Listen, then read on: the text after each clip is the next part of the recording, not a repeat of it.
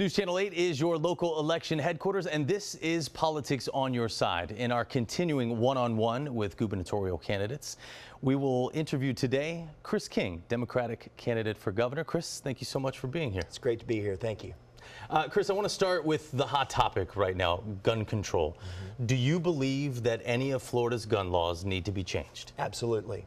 This is a huge issue for the state of Florida. And yesterday, I was in Tallahassee and, in fact, chartered several buses, one from right here in St. Pete, where I went up to Tallahassee with 50 women who were involved in the Women's March to talk about the types of policies and advocate for the types of changes that I think Florida needs so desperately. Okay. What specifically needs to change? Do you support a ban on, let's say, military-style semi-automatic assault weapons? Sure, I do. And I think there are a number of things. I think this is a holistic, complex series of changes that we need. One of the things I've talked about is, first, we need a governor who is willing to stand up to bad gun laws and stand up to the NRA. For about 20 years in Tallahassee, we have had a culture that has been putting out bad gun laws year after year. So right now, there have been two bills in Tallahassee giving guns to teachers that's been considered and now postponed, making it easier to get concealed weapons permits without background checks. I think those are wrong. I would be a governor that would not support that. I also do support the type of ban that's being discussed right now nationally and across the state that would make it much more difficult or prohibit access to these military-style weapons that were involved in the shooting, like in Parkland. And finally, you know, I think mental illness is a big part of this discussion as well. Florida ranks 50th in the nation in caring for the needs of the mentally ill. This has not been something we've addressed. I want to fix that, and I want to pass Medicaid expansion, which is the biggest provider of mental health care services. We'll get into some of that health care a little bit later, but let me ask you about a couple other things. Raising the age to purchase rifles to 21, a la handguns? I support that. Okay.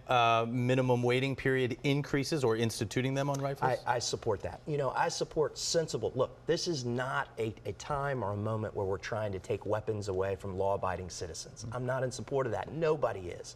This is about sensible, thoughtful gun safety that's going to make us a more safe state and the type of place where children can go to school and feel safe and parents can know that they're safe.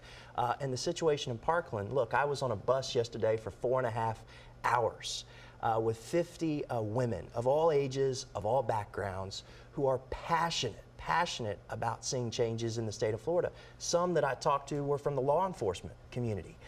And they too believe that this is a moment where we can do something really big to change the direction of Florida. Your father worked on the Fair Districts campaign to combat gerrymandering. Is gerrymandering what is causing hyperpartisanship in our political landscape right now? It's certainly a huge part of it. So my father, David King, was hired by the League of Women Voters to represent something called Fair Districts, which was the state's effort to fight gerrymandering. It was really a David and Goliath case. No one said it was possible to win. My father had to sue the state, the House, and the Senate and prove in a court of law that they had violated the Constitution. He did that. And today, we have a completely different congressional map and state Senate map. It will take a little bit of time to see the differences, but for instance, I'm from Central Florida. We have 3 new Congress people because of Fair Districts. I think it's a huge change, but the next governor, we're about to come upon another census and another districting period. I don't believe we would have had the problems that would have forced my dad to have to sue had we had a governor who was committed to creating districts in a fair and nonpartisan way. I would be that governor. Support possibly a nonpartisan group to create those districts? Well, right now we have a great thing called the Fair Districts Amendment that the majority of voters across Florida supported, that created a process and that created a way that we divided districts fairly, and we looked at the compactness of those districts. So we have the policy in place. We just need the leaders who are willing to follow that policy. You have said that you won't take money from the sugar industry. Do you still stand by that? And do you plan not to take any money from any special interest groups? I do stand by that. This has been a big, some people across the state call me sugar-free because I've taken a position that for about 25 years in Florida politics, one industry has had a near vice grip on environmental policy in the state of Florida. So when we're talking about clean water, when we're talking about Everglades restoration, when we're talking about climate change and rising seas and what we need to do and how those things relate, the sugar industry has invested about $58 million to both Republicans and Democrats. I am the candidate, the only candidate in the race who said I'm not going to take a dollar from the sugar industry, not because I'm trying to vilify an industry, but because I'm trying to demonstrate the next governor of Florida is not going to be beholden when it comes to our environment. Okay. Last year, right here on this show with my colleague Paul Mueller, you said that Florida's economy isn't working, that it was a back-of-the-pack state, was your exact quote. Right now, Florida's GDP is ranked 4th in the nation.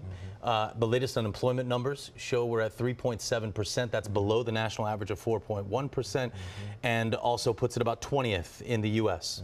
What's wrong with Florida's economy? Well, the one big change, or the one nuance that's left out of those stats is per capita GDP in terms of the people who are living here. So those facts have not changed. And in fact, I have been fact-checked across the state, and folks can go to the internet to see Governor Scott's opinion of our economy versus Chris King's. You know, of the 10 most populated states in the nation, we're still last in wages, incomes, and per capita GDP. We're 41st in the nation in per capita GDP when you look at all the people that live in Florida. But most people know this. You know, 1 out of 2 jobs in the state of Florida pay less than $15 an hour. So this is a Democrat who believes the only way we're going to win, the only way we can get Democrats and independents and some Republicans excited about electing a Democrat in 2018 is if they feel they've got a leader that understands how to grow an economy that lifts wages and creates a more affordable Florida. This is the Democrat that's talking about the ideas that would do that. It's been 20 years since Florida had Democratic governor. What makes you think the state is ready to go blue? Oh, I think the stars are aligned like they've never been before. If we can't win in this environment, it's going to be hard in any other environment.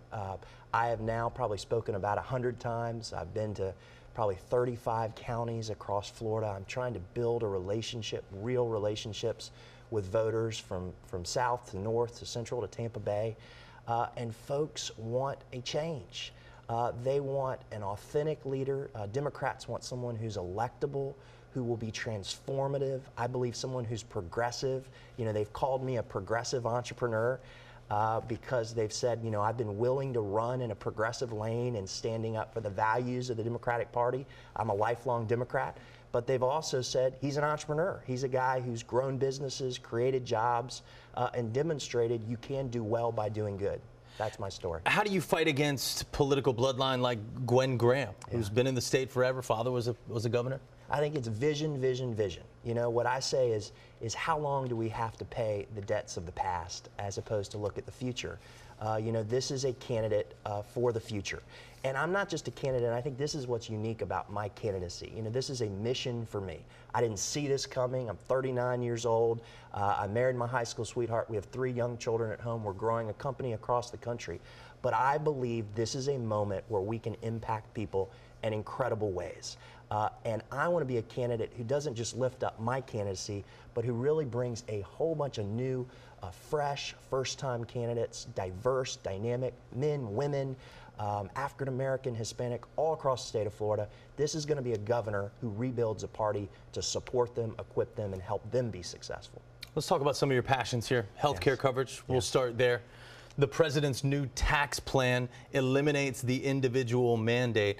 How would you make sure that more Floridians have health insurance coverage, and how do you make it affordable for all Floridians? Sure. This is while still covering pre-existing conditions. Absolutely. Obviously. This is a huge issue for Florida, you know, and it's an issue that our one-party state government has not addressed. We have 2.6 million Floridians that don't have access to a doctor who knows their name. To me, that is a travesty. That is a big challenge. And so the challenge for me and the next governor is how do we create more affordable insurance and healthcare access to those folks? The first and biggest idea on the plate, there is no bigger idea that's more cost effective than to expand Medicaid and pass the ACA. I'm committed to doing that. I think it's not just right for people, it's right for our economy. And then what we're going to try to do here in Florida, and I'm very excited about and very hopeful, is to try to create an exchange and a marketplace of more affordable insurance options to cover more people. That's going to be something that I'm already working with some of the largest healthcare providers in the state to think, what is a state like Florida that is a low tax state, a purplish state? What do we do to afford the types of programs that would cover folks with more health care? That's what I'm going to be about. Okay, I want to ask you about your faith. People close to you say that it's very important to you, that it informs a lot of what you do. You have said before that you believe in a woman's right to an abortion.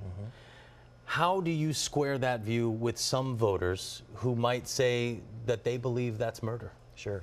Well, this is one of the toughest issues in American politics, and it's been an issue that the left and right have been beating each other up about for the last 30 or 40 years. And I respect the fact that this is a moral issue for people on both sides of the aisle. I have said I support a woman's right to choose. I believe in that. I have since the time I got engaged in politics. I do not want to criminalize abortion. I do not believe that is the best way to limit or reduce abortions. But look, I want to be a Democrat who in good faith is able to work with people who disagree with me on that position to say, how are we going to reduce abortion in the state of Florida? And I believe the best way to do that is not by criminalizing it, but by creating a culture of opportunity and hope where we have affordable housing, where we have access to health care, where we have upward mobility opportunities for families so that they don't have to make or deal with these types of decisions that often can be so distressing. You've pushed for anti-discrimination for gay people. Does that protection extend to the transgender community? And how would you, again, square that view with people who would say that homosexuality is a sin? Absolutely. This is very important to me and very personal to me.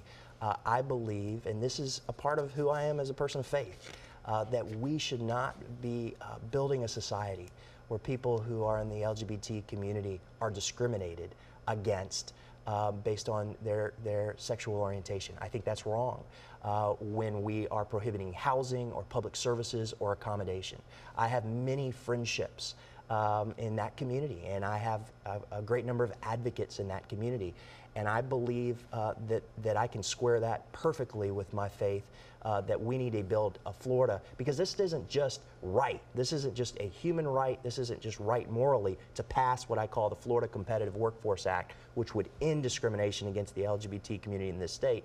But this is also good for our economy, to create, build, and attract the types of companies that are only going to come to a state when they know that state cares for and protects and will stand against the bullying of all people. That's the type of governor that I would be.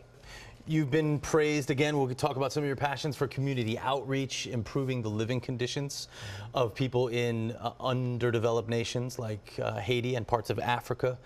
How do you translate that success here? What specifically would you do to help people with affordable housing, for instance? Well, I've done work around the world, and I've also done work all around our state in housing, in college access and opportunity for low-income students, free and charitable clinics for healthcare access. But you know, we have a real problem in Florida when it comes to affordable living. Whether you're a teacher or a law enforcement officer, in some communities like here in Tampa Bay, you're forced to pay 50 or 60% of your income to your rent or to your mortgage. That is wrong. It puts tremendous burdens on a family. I have been committed to affordable housing for most of my vocational life, building organizations and companies that have been fighting for affordable housing. And I'm going to do that as governor. I say I want to be the nation's most innovative governor when it comes to creating housing affordability. So I think when we look at housing, when we look at healthcare, when we look at my plan to offer free community college and trade school, which I think will be a huge boon for rising wages in Florida, this is about creating more hope and more opportunity for more people. That's really why I'm running for governor. Last question for you is about the right for convicted felons who have served their sentences to vote. Do you believe that they should have that right? I do. In Florida today, we have a system in terms of mass incarceration and criminal justice that is deeply, deeply unfair to communities of color. And when we're talking about the restoration of rights, this is about a community of 1.6 million people who are living as second-class citizens. You know, I met a man in Broward County just a couple weeks ago who said, "Chris, how do you feel about this issue?" I said, "I support it." He said, "Understand, 22 years ago, I was convicted of a small drug offense. I still have not had my civil rights restored. It's not just impacted me, it's impacted the 3 children that you have just been playing with." I am deeply passionate about really bringing down those virtual bars that are keeping so many of our citizens locked in a second-class life, and I'm going to do something about that. All right. Democratic candidate for governor Chris King, thank you very much for joining us. Really appreciate you being here. We'll be right back.